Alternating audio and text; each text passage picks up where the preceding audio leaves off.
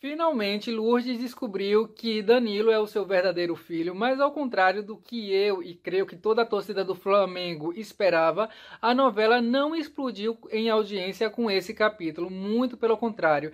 Tendo em conta toda a situação em que estamos vivendo, né, e o cenário da televisão no momento, era de se esperar que Amor de Mãe chegasse aos 40 pontos, como aconteceu com A Força do Querer, que além do mais era uma reprise. Então, nesse vídeo eu vou falar 5 novelas mexicanas que, no meu modo de ver, se parecem muito a Amor de Mãe, mas que, ao contrário de Amor de Mãe, essas novelas mexicanas fizeram sucesso.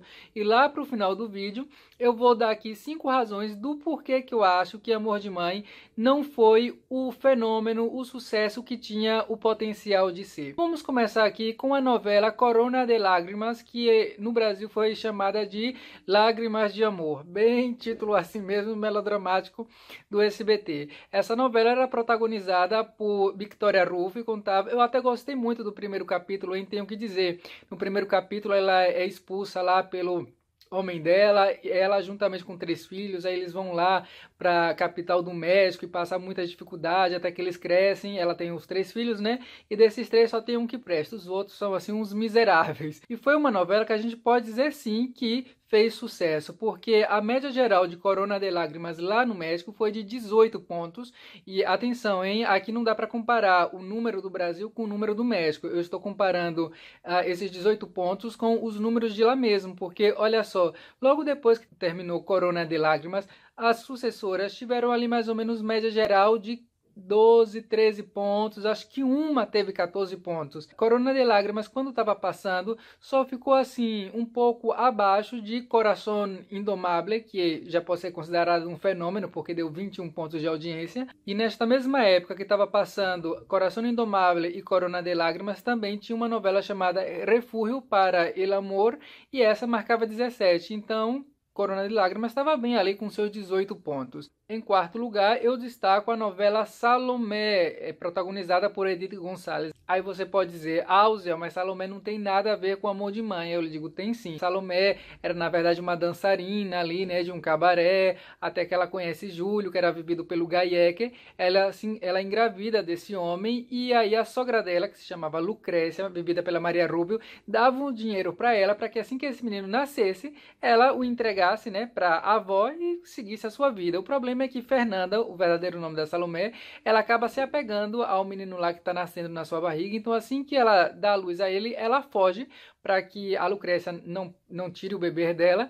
E nessa fuga dela, ela encontra um homem que foi abandonado pela mulher e teve que cuidar sozinho de 2 filhos. Como ele não consegue cuidar, ela pensou assim, bom, então você me deu os 2 filhos, eu crio os 2 como se fossem meus. O interessante é que Salomé não teve uma boa audiência na primeira fase e até ali na metade da segunda fase. Inclusive, em alguns capítulos, ela chegou a perder para sua concorrente lá na TV Azteca, que era uma novela protagonizada, olha só por quem? Pela Sílvia Navarro, uma novela chamada Quando Seas Mia, que era um remake da novela Café com Aroma de Mulher, aquela novela colombiana, que depois a Televisa fez também um remake dessa novela, mas chamando Destilando Amor. Inclusive, nesse domingo, nessa segunda, eu postei aqui um vídeo da protagonista, né, de Destilando Amor, porque ela se casou com um político, se tornou primeira-dama, a vida dela é muito cheia de polêmicas. Eu vou deixar esse vídeo aí linkado no primeiro comentário se você quiser assistir. Bom, mas voltando então, Salomé teve que assim suar a camisa para poder subir na audiência, mas quando chegou na terceira fase, ela agora como mãe de 3 homens, aí sim a audiência foi lá para as alturas, chegou a quase bater aos 40 pontos e terminou aí com uma média geral de 25 pontos. Só perdeu ali para Manancial, que também estava passando na época, e Manancial deu 27 pontos. É porque novela com Adela Noriega é sempre assim, realmente um fenômeno. Mas, ou seja, Salomé também fez muito sucesso, e principalmente nessa fase aí da mãe, né? Em terceiro lugar, teve também a novela A Madrasta, interpretada também por Victoria Rufo. Contava a história de uma mulher que passou 20 anos na cadeia, e isso a gente sabe porque, olha, na novela Amor à Vida, né, eles falavam muito caçamba. Então, assim como Amor à Vida bateu o recorde de quantidade de vezes que uma novela falou a palavra caçamba, a novela A Madrasta bateu o recorde de quantidade de vezes que os personagens falaram 20 anos. Ai, aquela ficou presa 20 anos. Agora agora ela volta para ver os filhos depois de 20 anos. Bom, o que acontece é que os filhos dessa mulher, que era chamada Maria, eles achavam que ela tinha morrido, eles não sabiam que ela foi presa. Então, para que eles não ficassem assim chocados, ela volta, mas assim com uma outra identidade, né? Diz que é a madrasta, até conquistar o amor dos filhos outra vez. É claro que a novela também tinha assim, um lado muito forte de thriller, ou seja, assim, uma coisa meio policial para tentar descobrir ali quem é o verdadeiro assassino, quase um quem matou. Eu costumo dizer que a madrasta foi uma mistura de Amor de Mãe com A Próxima Vítima. Fazendo aqui uma pesquisa, eu encontrei a média exata. A madrasta teve 27,9 pontos de audiência. Já no segundo e no primeiro lugar, eu vou falar essas duas novelas ao mesmo tempo, porque não dá para saber realmente qual delas deu mais audiência. Eu estou falando de Maria do Bairro e Los Ricos Também Lloran, ou Os Ricos Também Choram, protagonizada por Verônica Castro. Muita gente não sabe, mas Maria do Bairro é, na verdade, um remake de Los Ricos Também Lloran. Essas duas novelas foram um fenômeno de audiência, não só no México, como também no mundo todo. Inclusive, tanto Verônica Castro como Thalia merecem aí realmente muitos aplausos, porque elas foram assim as atrizes que mais levaram longe as novelas mexicanas. Como Os Ricos Também Choram é de 1978, 79, nessa época a medição do Ibope não era assim, digamos assim, muito completa, então não dá realmente para saber a quantidade de gente que assistiu a essa novela. Já Maria do Bairro, uma coisa a gente tem certeza, que o último capítulo foi assim a maior audiência que a Televisa teve desde 1995. O último capítulo de Maria do Bairro marcou 54 pontos de audiência. Ou seja, toda uma Avenida Brasil somada aí com Senhora do Destino. Porque 54 pontos lá no México, se trouxesse aqui para o Brasil, seria mais ou menos o correspondente aí a 65 por aí. E olha, se por acaso você lembrar aí de outras novelas mexicanas que têm semelhança com Amor de Mãe, por favor, escreve aí nos comentários. E o Ziel, quantos pontos de audiência deu esse capítulo em que Lourdes descobre que Danilo é o seu filho? Olha, a novela ontem marcou 33,7. Aí você pode dizer, mas 33,7 é uma boa audiência. É uma boa audiência, mas não para a conjuntura atual. Estava passando A Força do Querer, né, na reta final, estava marcando números assim acima de 38 pontos. Chegou a bater lá os 40. Teve um dia que passou dos 40, inclusive, no pico. Amor de Mãe ainda está muito longe dessa meta. Além do mais, olha só, o Big Brother Brasil desse ano está fazendo um sucesso tremendo. Amor de Mãe marcou 33,7 e Big Brother Brasil marcou 33,4, ou seja, só ficou 3 décimos abaixo de Amor de Mãe. Sem falar também que nós estamos vivendo um período em que praticamente não há nada inédito na televisão. Então, tudo aquilo que é inédito tem chamado mais atenção. E ainda tem mais uma outra coisa. Lá no Brasil, eu sei que tem toque de recolher, também está aí passando ainda a pandemia, as pessoas estão mais em casa e nem dessa maneira Amor de Mãe conseguiu chegar, não sei, ao menos 38 pontos, né? Vale lembrar que aqui no canal eu sempre faço stories falando a audiência do dia anterior, então se você gosta de saber da audiência, já se inscreve aqui no canal. E por que será que a novela realmente não explodiu a boca do balão? Eu tenho aqui 5 pontos que eu acho que explicam muito bem. A primeira razão que eu vejo é porque a estrutura da novela Amor de Mãe é de série. E eu não estou me referindo aqui aos diálogos, que até poderia ser também, mas estou me referindo à estrutura como tal. Por exemplo, nessa retomada, né, o que aconteceu com Amor de Mãe? Ela já começa num salto de 6 meses, com os personagens vivendo coisas diferentes do que aquele momento, né, em que a novela parou. Por exemplo, a novela já recomeçou com o Álvaro dentro da cadeia. Então, aí você pensa, uai, mas por que ele foi para a cadeia? Aí depois, lá no decorrer do episódio, é que eles fazem um flashback para mostrar por que o Álvaro foi parar na cadeia. Isso é uma coisa que se tornou assim muito popular nas séries com Lost.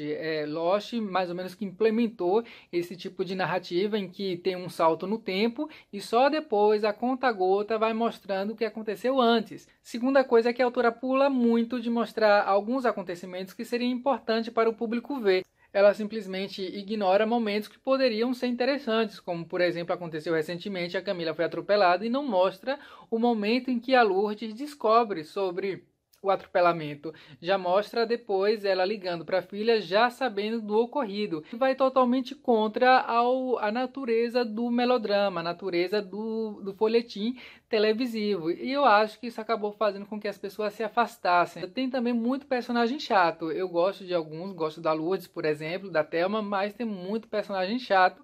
Por exemplo, aquele Davi. Qual é a função de Davi nessa trama? Bom, a função dele é ser o tormento lá do Álvaro, que também é um vilão sem nenhum carisma. E olha que eu sou bastante fã do Irandir, mas realmente o Álvaro não é uma trama, por exemplo, que você... Ai, quero ver o que é que vai acontecer com o Álvaro amanhã. Quero ver o que é que vai acontecer com o Davi amanhã. Ninguém se importa.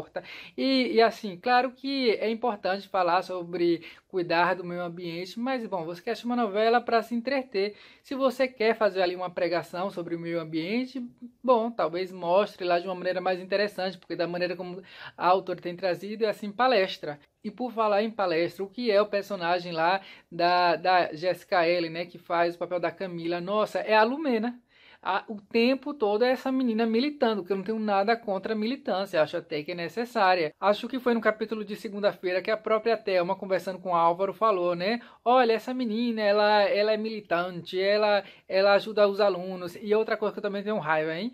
Filme, novela, série que mostra um professor chegando numa escola acabada e aí esse professor herói salva todo mundo. Eu fui professor por muito tempo lá no Brasil e as coisas não funcionam assim. Eu acho que isso traz assim uma má ideia de que o professor realmente tem essa missão de salvar a humanidade e todos os alunos do mundo com um giz. Em quarto lugar, tem a falta de humor. Olha, o humor que tinha antes da pandemia, né, nessa novela, era ali a Miranda, o Matias, que sinceramente eu acho que eu nunca dei uma risada com eles. Levando em consideração também esse tempo mais complicado, as pessoas gostam de comédia, as pessoas gostam de rir. Talvez isso explique o porquê que Fina Estampa, com todos os seus imensos problemas, teve mais audiência do que tá tendo Amor de Mãe. Imagine, até Fina Estampa.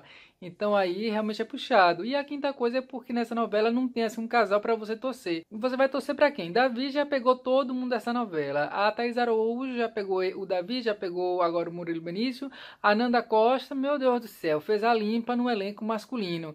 Aí tem lá o irmão dela com a Erika Januza, que foi um romance até bacana, mas eles já começam muito juntos e tal. Então não teve aquele processo, né, do público querer que os dois primeiros fiquem juntos, porque eles já iniciaram a novela juntos. E aqui pensando também tem uma outra coisa, né, talvez a falta de vilão, a ideia inicial era que não haveria vilão, que o vilão seria a vida. Só depois de muito tempo, para lá da metade da novela, começou a fazer um processo de nazarezização da Thelma, transformando ali a Thelma cada vez mais parecida com a Nazaré Tedesco. Eu acho que se a autora talvez tivesse feito isso aí, ali desde o início, talvez teria engajado mais, porque realmente os vilões, né, principalmente as vilãs, ela sempre atrai muito público. Eu espero que pelo menos até o último capítulo de Amor de Mãe ela dê aí alguma audiência recorde para pelo menos, né, não terminar assim, sem pena nem glória, como se diz lá no México. Obrigado por acompanhar o vídeo até aqui, também acompanhar o canal. Se inscreva se não é inscrito, deixa o like